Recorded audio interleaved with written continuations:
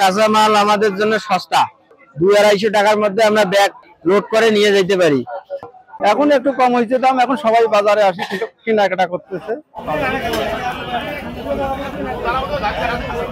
শীতকালীন সবজি মোটামুটি ভালো দাম আছে, দাম কমের দিক আছে। আর আগাম সবজি তো একটু স্বাদে আলাদা, এটা স্বাভাবিক। আর গ্রাম এলাকায় মোটামুটি ভাবে শীত প্রভাব আছে, সেই হিসাবে শীতের সবজি হিসাবে মোটামুটি ভালোই আছে বর্তমানে।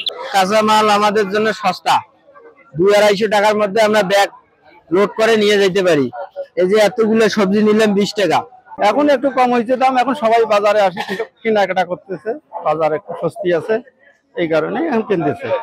সবজি দাম কমছে, মাছ কিনতেছে, ব্যাগ বোঝাই করে নিয়ে যাওয়া লাগছে, আগের চেয়ে বেচাকেনি বাড়ছে।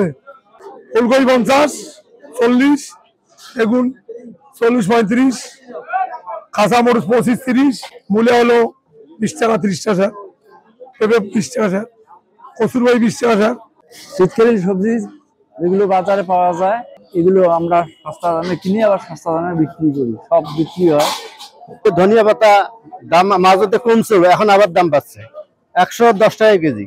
বাজারে অক্টোবর মাসের শুরুর দিক থেকে আমাদের আগাম কিছু সবজি কৃষকরা নিয়ে আসছে, তো তাতে আমাদের যে কৃষকরা আছে আগাম সবজি বাজারে বিক্রি করে তারা লাভবান হচ্ছে। এবং এখন এই সময় বাজারে পর্যাপ্ত সবজি সাপ্লাই থাকাতে আমাদের যে ভোক্তা এবং সাধারণ জনগণ তারাও তাদের ক্রয় সীমার মধ্যে সবজি কিনে খেতে পারতেছে।